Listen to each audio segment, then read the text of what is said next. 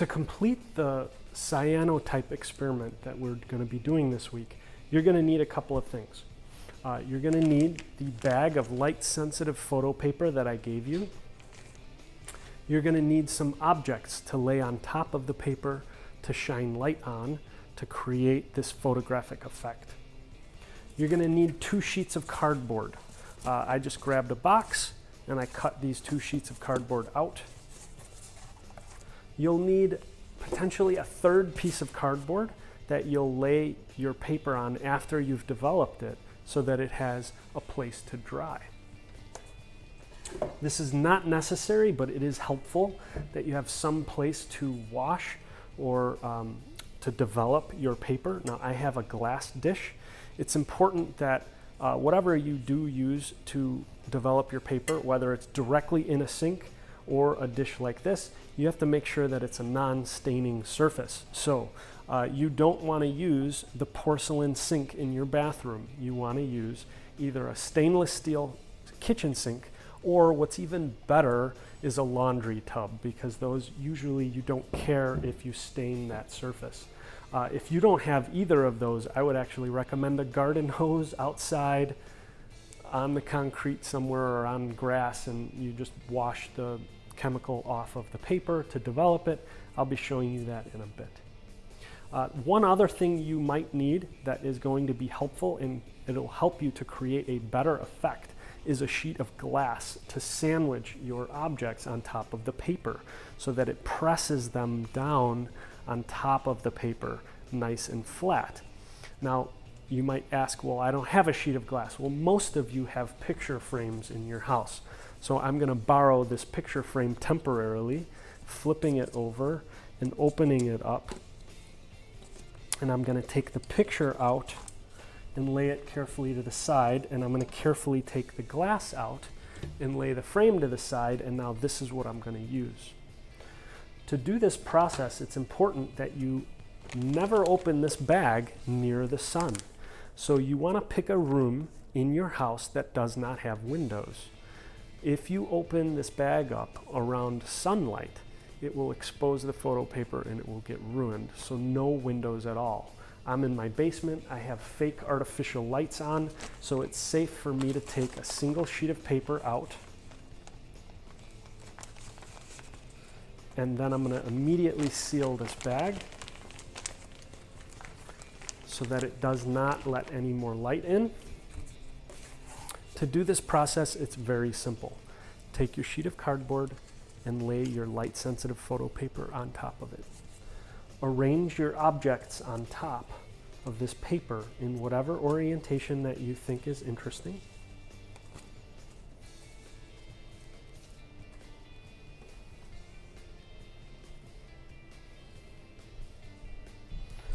And then I'm going to take my glass and sandwich it on top of these objects. So this is what it looks like. Now I'm going to take a piece of cardboard and cover all of this, and I'm going to take this outside and expose it to sunlight.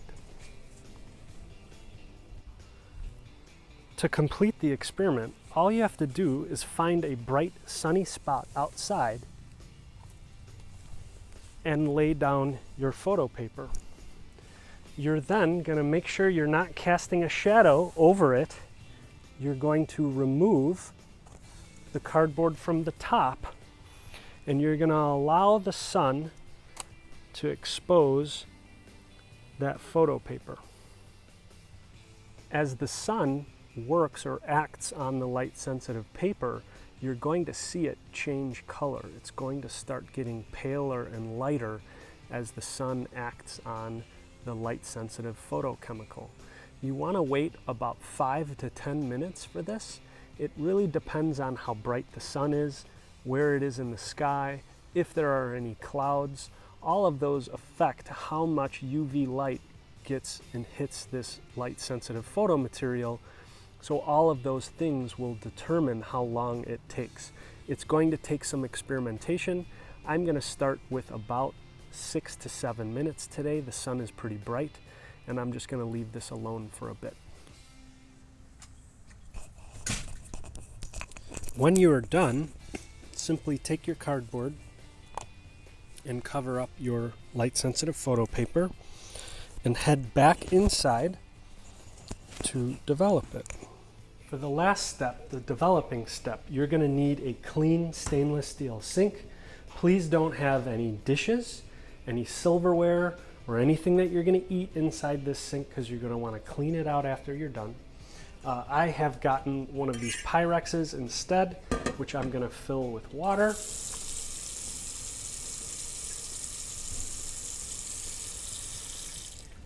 And this is going to help me develop my paper. So when you come inside, as long as there's not sunlight indoors, you can take the cardboard off, carefully take the glass off,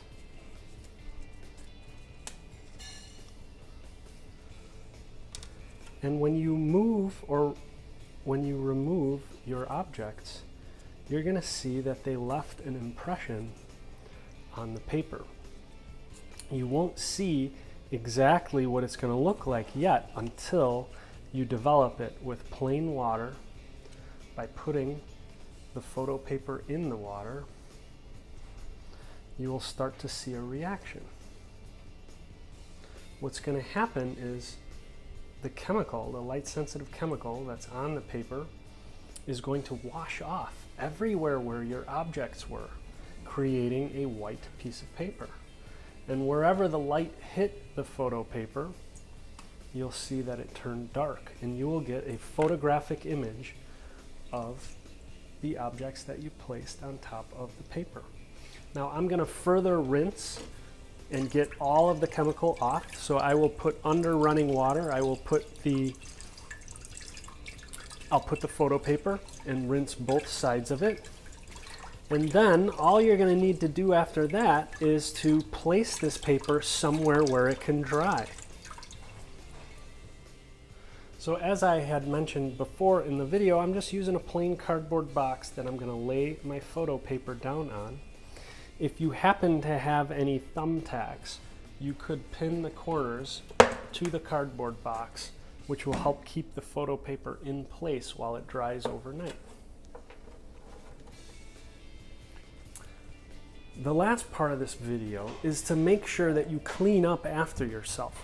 If you didn't use a Pyrex container or baking dish in order to do this, and you used just directly the sink, you need to make sure that with soap and water you clean everything.